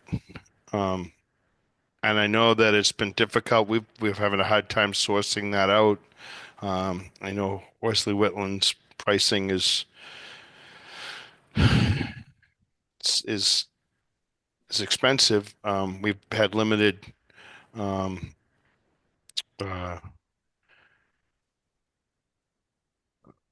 folks that are willing to do that. I don't know if we can try to find someone else. I'm not sure what Art Allen is no longer doing that, but I'm not real comfortable not having somebody else review that. We've asked all the other folks on either side of this project to have peer reviews, and I don't know why we would not do that. Chair Snow, this is Adam Brodsky. I just remind you that, I mean, this is a coastal dune. We're not dealing with a vegetated wetland where there's an analysis of wetland vegetation, whether what's upland or what's wetland. I presume that John Zimmer delineated this by elevation. A coastal dune is an elevated landform. So when it's no longer elevated, and we're also dealing with the landward side of the coastal dune. And so it's not an instance where you're going to have erosion going into a vegetated wetland. Um, so it is a little bit different. Um, I, when I look at this plan, Adam, I see these lines and I see that I realize the wall's being removed, but you're right on the line, both with the rain garden and with that. And we would typically have someone else take a look at that. And I don't see why we would not do the same that we've required of folks all around this site. I mean, I'm happy to entertain somebody else taking a look at that, or if there's some other suggestion. I know that it's pricey, and I don't like paying for things I don't have to pay for either. But I'm just not uh, I'm not convinced that that's the right approach. And I'd like to see a plan with the changes that were proposed, and some more detail on some of these other pieces that are being constructed. Can I make a suggestion? And it's a question of Rick. I shouldn't be asking this live, but Rick, can you just do a elevation of the coastal dune just to show the elevations where the coastal dune begins, the top of the dune, and where the dune ends? Yes, yeah, we have that information. So we can provide you with a profile which shows you the elevation of the dune, which then we can translate to a flat plan. Well, I think a revision of the plans to what you're proposing to build, we can take a look at your sections or whatever. But I don't want to keep pushing this off either. It just seems like you have that discussion, but I really feel pretty strongly that I don't know why we would be changing our course. We're going to have a hearing in a minute on another site. We're going to look for a peer review on that. I'm not, as a contractor or a person doing that work, I know it's costly and it's frustrating sometimes, but I'm just not sure why we want to deviate from those. But if you want to put a bunch of information together and make that argument, that's fine. Again, Chair Snow, it's just the cost. I mean, the performance standard for coastal dune. And so, the coastal dune you're not supposed to do anything that would impair the lateral movement of the dune or the dune landform. The whole purpose is to protect the height of the dune in order to provide storm damage prevention and flood control. So again, we're working on the backside of this elevated landform. So nothing we're going to do, particularly since we're removing that wall, is going to adversely impact the function of that dune to protect the property from flooding. Excuse me. What other resources do we have there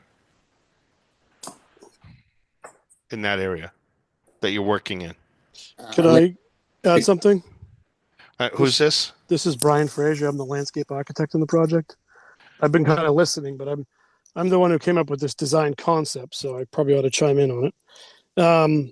That rain garden is really kind of intended to be kind of a vegetated buffer, native buffer between the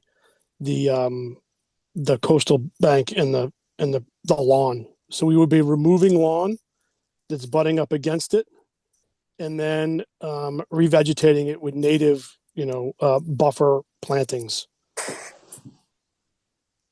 See, and to the left of that, or I guess to the west of that, it looks like some stones and maybe a bridge or something.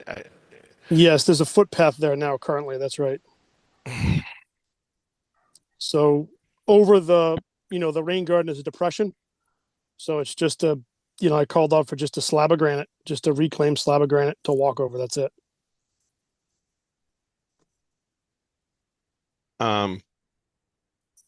Okay, thank you for that. In sheet one, we actually do show the contours extending out to the beach as well. So we are showing the majority of that dune on sheet one of the engineering plan.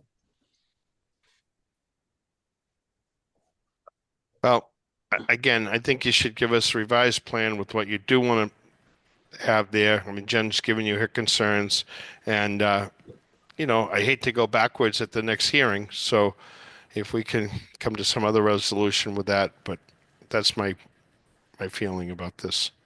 Okay, we appreciate that opportunity. Is there And- anybody else? Jen, or go ahead. No, I was just say the next agenda is May 5th. That's available.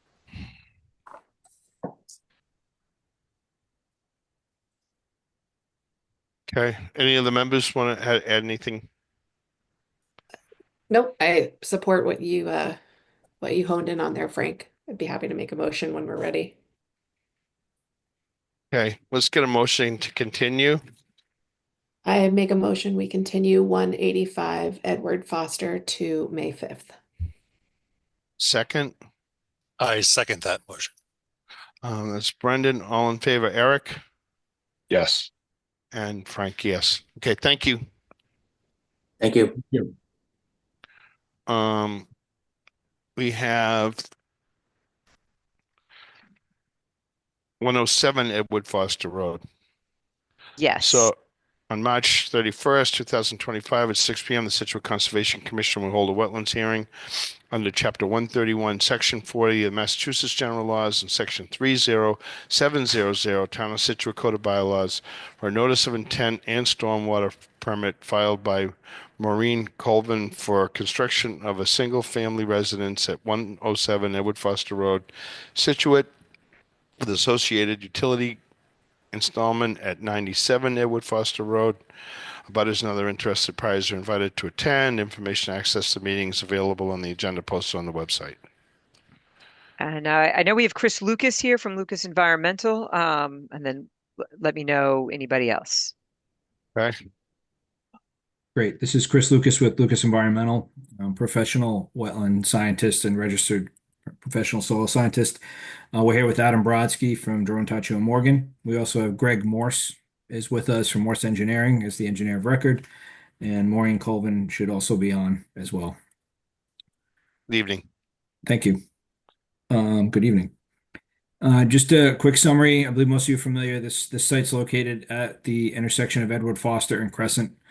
Edward Foster kind of angles around. You can see it to the south and east along the property. The site consists of 97 Edward Foster, which is located to the south, and the new parcel located to the north, which is 107. There's no rare species habitat or vernal pools on the site. The site is not located in an area of critical environmental concern or outstanding resource water. I know you mentioned a potential peer review of this site. I just want to remind the board that we originally delineated this in 2016. We went through an ANRAD review process with you in February of 2019. The resource areas as shown, which I'll go through momentarily, were all approved and reviewed by this commission at that time. The ORAD has expired. So what we did was we took the approved line. It was resurveyed by Nantasket Engineering. And then I went out on October 16th of 2024 to verify that none of the resource areas have changed and they're all accurate as shown. And I have confirmed that. And starting to the north, you can see a dashed blue line. That's the limit of the salt marsh, which abuts our property to the north. As you head south or down on the page, there's a manicured lawn. There's a stone wall along the salt marsh. Everything to the south of that is manicured lawn. The site then gradually goes uphill slightly towards the existing house at number 97. The red dash line is the 50-foot buffer zone to the salt marsh, and the green dash line is the 100-foot buffer zone to salt marsh. The blue hatching that you see south of the buffer zone line there is the coastal bank. That blue shaded area is literally the limit of the bank. The northern part is the toe of the coastal bank, and the upper part, where there's a slight, probably can't see it on there, but the southern end of that, or the top, that's the top of the coastal bank. The existing conditions plan has a transect. It's following policy 92-1 for DEP. It's review of coastal banks on a site. This was all reviewed previously by the commission. Nothing has changed here as well. This is actually a very quirky site with the regulation for coastal bank. Because our project site number 107 is completely outside of the limit of the coastal bank. The bank is up gradient of our site. and it's just a weird definition because the floodplains changed in 2016 with the MAPA, excuse me, a FEMA map revision. And the elevation, the top of the coastal bank is elevation 15. That's coincident with the FEMA Zone A elevation for our site. So the project site is located in land subject to coastal storm flowage. That being said, what we have proposed before you is an approximate 1,900 square foot house on a post and pier foundation, and I'll show you something momentarily on another sheet that shows exactly what that looks like. But focusing on this one, there's a 570 square, a lot of numbers, 575 square foot garage is proposed. That garage will be at the ground elevation, elevation 11. It will have a foundation on slab, and it will have flood vents. The remainder of the house will be, well, two of the sides. The right side, which is to the north, and the left side to the south, will both have breakaway side panels for the basement. The basement elevation is elevation 11 to 19, so we have an 8-foot area. The first floor elevation is proposed at elevation 19, which is 4 feet above the flood elevation. The rear of the basement will be completely open to allow floodwaters to pass through freely. The house has been completely designed in compliance with the FEMA guidelines and regulations for a flood compliant structure. The patios and decks are all raised up at the first floor elevation, elevation 19, so they're well above flood stage as well. We have approximately 1,726 square feet of permanent impacts in the floodplain, and that's associated with the grading and the concrete piers for the foundation for the structure. So it's overall fairly de minimis. We also have approximately 2,200 square feet for the sewer and utility trenches. As you can see on this plan, right along the property line between 97 and 107, we have the electric, gas, and water proposed off of Edward Foster to the east. The sewer main is coming off Edward Foster to the south. There'll be a sewer easement through number 97, and we have to temporarily trench through their site and a portion of the coastal bank. No grade changes are proposed. It's all lawn right now. It'll be restored to the exact same grade. It just needs to be temporarily trenched to install the sewer line to the site. The project, we fully comply with the performance standards under SWR 10.38 for the floodplain. It's documented in the notice of intent we filed. And we are also compliant with the coastal bank performance standards for the temporary impacts for the utility. We are in receipt of a letter. Oh, I'm sorry. One other point was the local watershed and floodplain overlay district is shown on the plan. It's that red line just down gradient of the 50-foot buffer to salt marsh. We have no work proposed in that area. We are completely outside the overlay district. The applicant and the team discussed this with the zoning enforcement officer previously, and they concur with the location as shown here. Beyond that, it's a zoning issue, not a conservation commission issue, but for the commission's purposes, we are not located in that district. We are in receipt of a letter from Sullivan and Comerford, and I think this presentation addresses everything. We're not impacting anything beyond the floodplain and some minor work on the bank, which is temporary. I understand this potential for a peer review. I believe, these resources were well vetted by the commission before. I think we're overall compliant with everything, and I'll leave it to the commission for any questions you may have. Thank you. Thank you.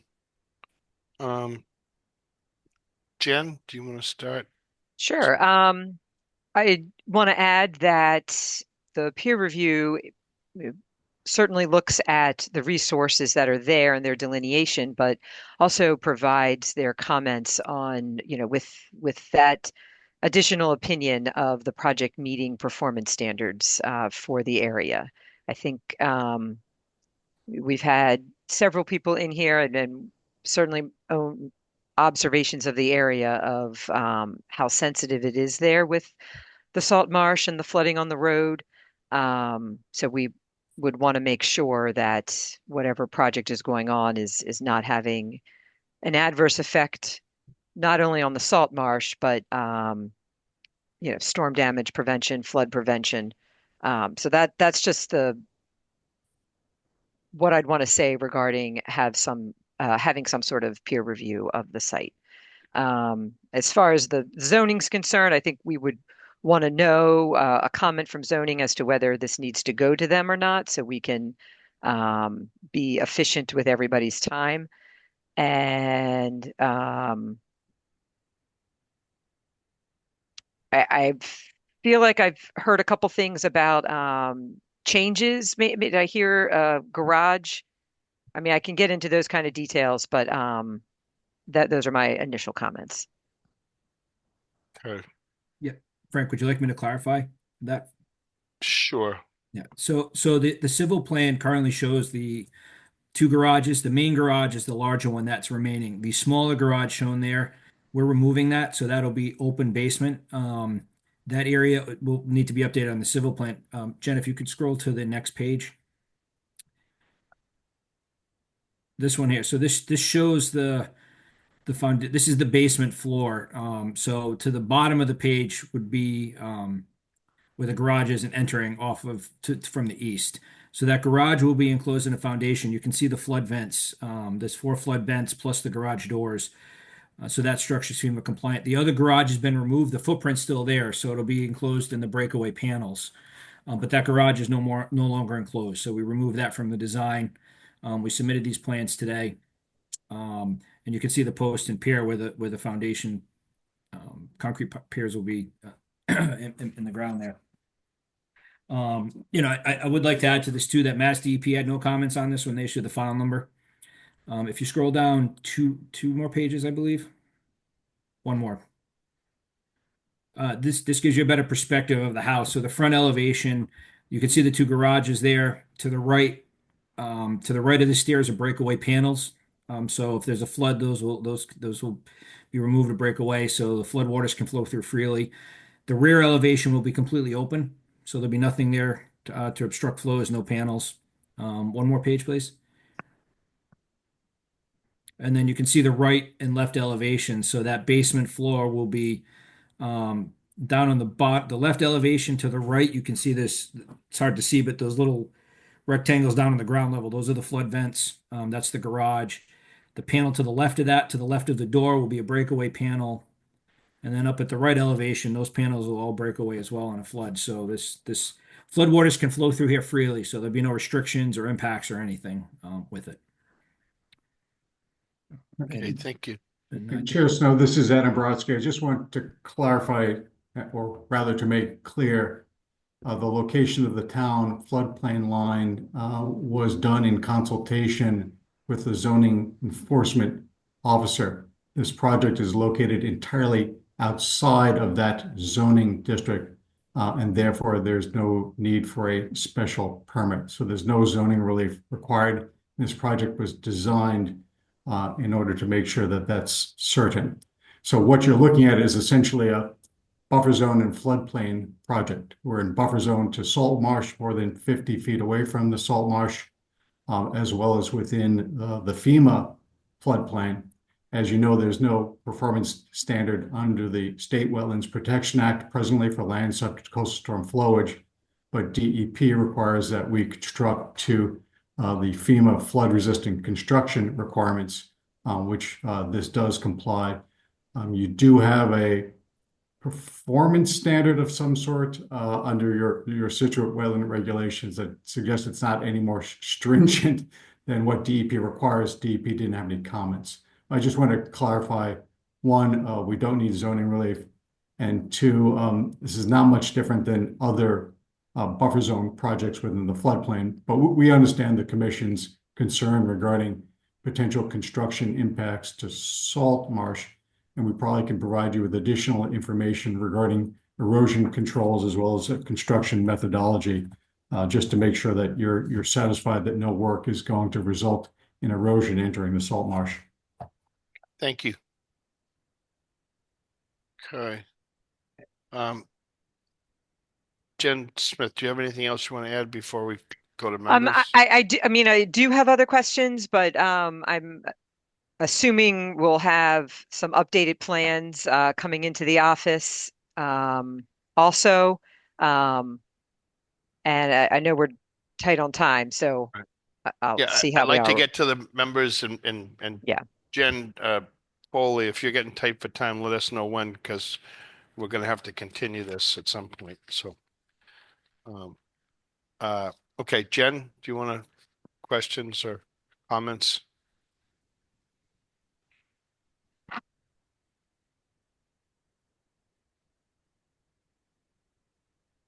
I think she's left. I don't see her on the list. Hmm. She seems to have left. Dear Snow, we don't have a quorum. That's right. So I mean, I think everything goes to the next meeting. Yep. I know that we had a couple of people on the call still. Chair Snow, this is Adam Brodsky. Procedurally, if you no longer have a quorum, Quorum. I think this hearing has to end. Yep. I think that, I mean, I'd like to vote to continue it. Yes, sir. Of course. But I think that's about the best we can do. I'll take a motion from one of you to continue. When's the next meeting? I mean, the next meeting's April 16th. I'll let you know it's not a light agenda again, but that is the next meeting.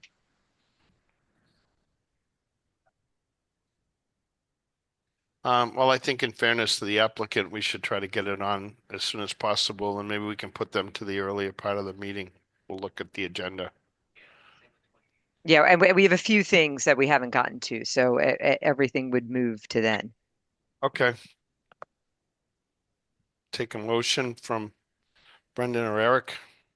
I'll make a motion to move to continue 107 Edward Foster Road to April 16th. Is that right, Josh? Okay. Can I get a second from you, Eric? I'll second that. And I'm in favor. So, okay. And then for the folks that were on tonight that wanted to speak to this, unfortunately, we had a tight, just didn't have enough members. Try to get through as much of this as we could. So it'll have to get continued to that time. And to confirm, you said the 16th, so that'll be a Wednesday? Correct. Yes, because Okay. there's a holiday or something on a Monday that. Okay, great. Thank you. Just want to make sure. Thank you. Yep. Thank you very much. Thank you. Thank you. Appreciate your time tonight. Thanks. So the RDA too, we'll have to. Go to April 16th. Yeah, can I get a motion for that? Well, what is, I don't have it. To continue the RDA for 28 Cherry Lane. Okay, I make a motion to continue the RDA for 28 Cherry Lane till April 16th. Yep. And a second? I second that. No, and then vote for that. So let's move that one. Is there anything else, Jen, that we need to do or can do? There's nothing else we can do. Okay. Okay. Well, I guess I could take a motion to adjourn. I make a motion to adjourn. Otherwise, we have to stay all night. So it's second, Eric. I'll second that. Okay. You guys have a good night. Thanks a lot. All right. You All too. right, good night. Right.